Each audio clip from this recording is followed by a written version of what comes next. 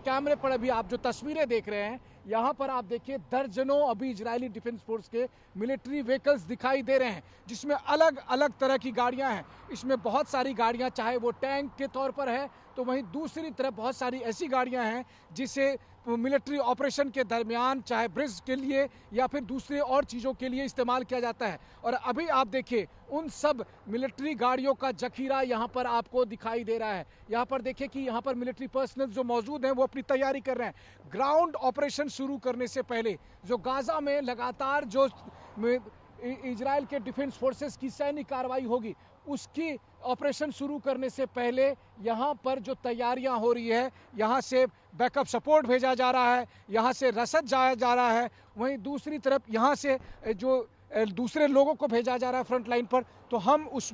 वक्त वही लोकेशन आपको दिखा रहे हैं। देखिए इस जगह को किस तरीके से उन्होंने खुले आसमान में अपने रीजनल बेस हेडक्वार्टर के तौर पर तैयार किया, और इसकी सुरक्षा के लिए लगातार आसमान में हेलीकॉप्टर चक्कर लगा रहे हैं। एक हेलीकॉप्टर, दो हेलीकॉप्टर, और इस तरह से देखिए 2-3 हेलीकॉप्टर लगातार यहाँ आसमान में इस जगह की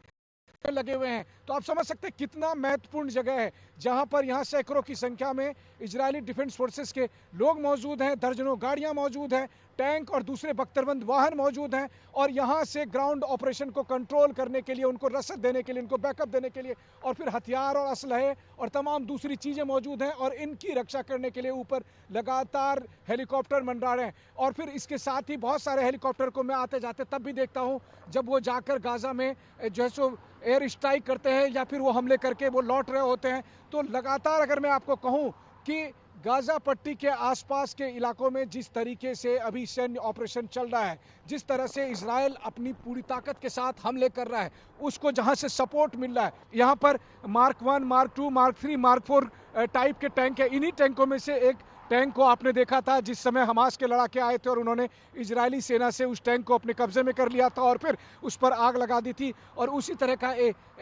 तरह के टैंक यहाँ पर आपको दर्जनों की संख्या में दिखाई दे रहे हैं। तो साफ तौर पर इजराइल का मकसद यही है कि वो एक संदेश पूरी दुनिया में दिखा रहा है कि भले ही एक टैंक को पकड़कर हमास के लड़ाकों ने ये जताने की कोशिश की थी कि उसने इजराइल के प्राइड को, इजराइल के स्वाभिमान को ठेस पहुंचाया हो, लेकिन अब इजराइल 4 दिन के बाद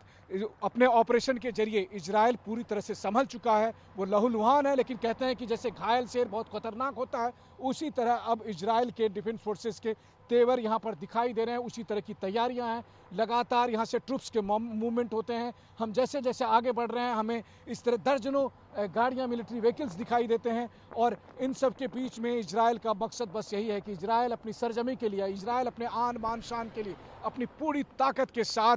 हमास के हमलों का जवाब देगा। और जैसा कि इजराइल की सरकार ने कहा है कि वो हमास का मटिया मेट करने के बाद ही चैन की सांस लेगा।